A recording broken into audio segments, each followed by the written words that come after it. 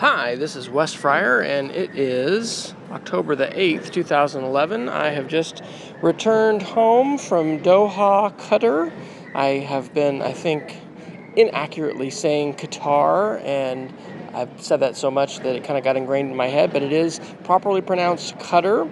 And if you are not familiar with Qatar, it is a country that is on the Arabian Gulf, also known as the Persian Gulf, on the Saudi Arabian Peninsula, jutting out north into the Arabian Gulf directly across from Iran. So just going to share a few photos of the day back. This was a picture taken just after 6 a.m. as we were leaving our hotel, and you can see there are a bunch of cranes there in the distance. There is so much construction in Doha right now, and it really was wonderful to get to visit with so many folks on the trip and connect the dots. And I won't fully articulate it all in this narrated slideshow, but basically after the first Gulf War, as the United States was getting kicked out of Saudi Arabia, there was an alignment of interests where the heir apparent of Qatar decided in a nonviolent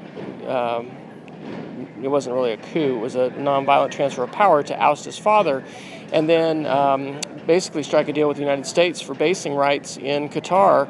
And that agreement was enough to encourage several of the multinational oil corporations to invest billions in Qatar. So Qatar now has natural gas production that amounts to, I think, well, they have the third largest field in the world, and they are producing only at about 20% capacity. So for all practical purposes, from what I could see, they have unlimited resources, which is unbelievable. And they do pretty much at their school as well.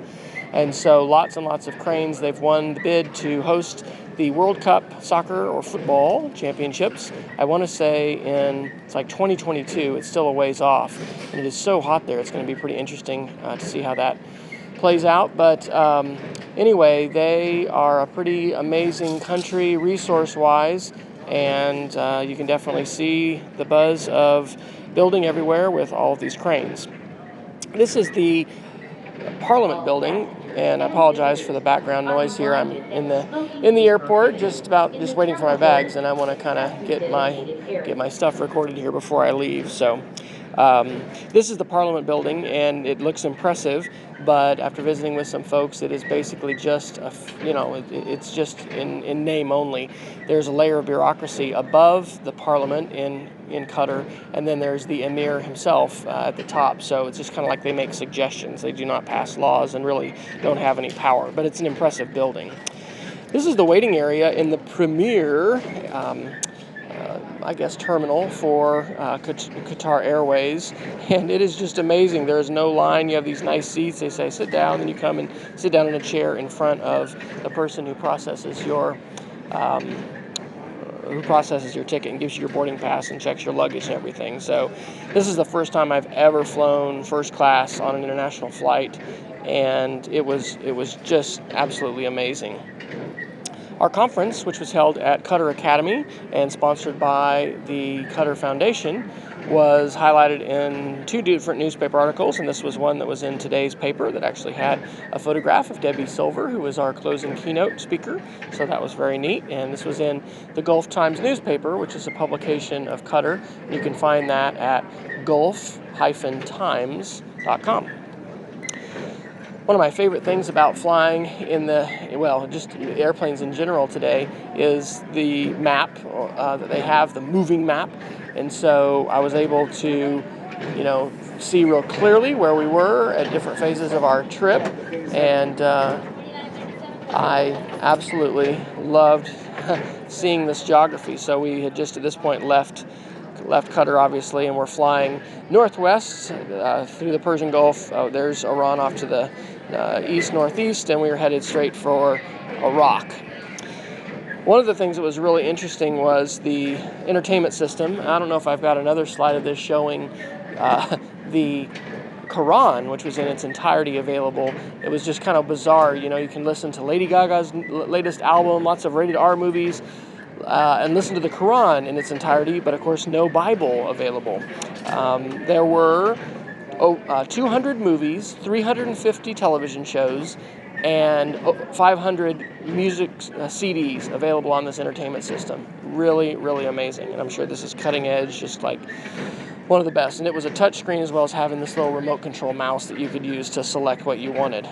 One of the things that was interesting that I had never heard of before were the Doha Debates, which were debates over Libya and the involvement in Libya. One thing I learned that I hadn't known previously is that Qatar, along with Oman, actually has supported financially the rebel forces which have successfully overthrown Muammar Gaddafi. As I record this today, the last I read was that the forces were still pressing in on, and NATO forces were pressing in on the two towns in the southern part of Libya, where Gaddafi and some of his family are believed to be. So, anyway, it was interesting with them having an emir and a monarchy, seeing their support for the Arab Spring movement in Libya.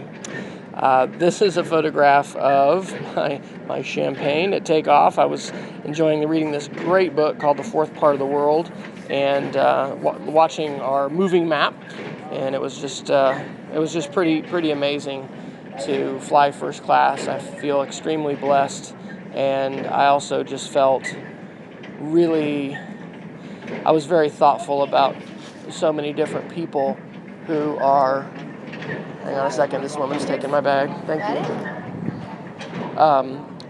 Flying over Iraq, thinking about so many different folks who have died there and continue to struggle there, and it was just, pretty it was a lot of cognitive dissonance for me, flying over the Middle East and seeing all this stuff, and then, being in what must have been, absolute optimal circumstances as far as creature comforts and being taken care of in Qatar Airways.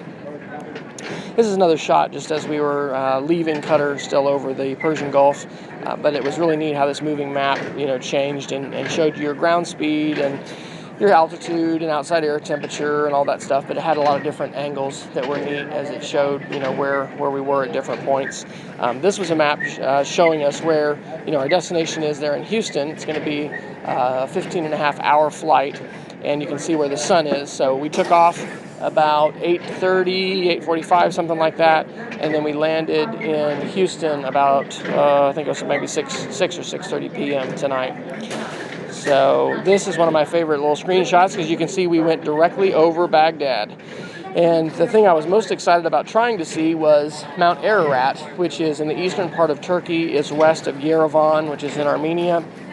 I didn't conclusively see it, but it was I was pretty excited to try, and it was really, really cool to not only see the waters of the Persian Gulf, but look to the east at the mountains, see the Tigris River that was flowing below, and be able to see also these mountains of northern Iraq where the Kurds live, and then go over the Black Sea. And by the time we went over Europe, it was cloudy, but it was just awesome, incredible. I can't even describe how neat to be able to fly over this part of the world. This is the picture that I took when we were immediately to the west of Yerevan. So somewhere out there, probably covered in cloud, is most likely Mount Ararat and Little Ararat as well, which, if you're not familiar, are the fabled location where Noah's Ark is said to rest today.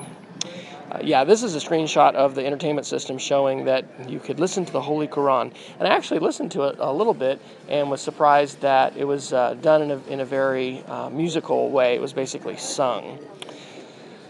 I watched 2 movies on the flight back. I watched Flags of Our Fathers, a Clint Eastwood film, and then his film Letters from Iwo Jima. And I watched it in the Japanese version, reading the English subtitles. And wow, incredibly powerful films. Highly recommend both of those. Here's a shot right as we're about to get in. It shows you that the day has moved and it's darkness. It was like midnight in Qatar, back in Doha, and it was about 6:30 in the evening in Houston when we landed.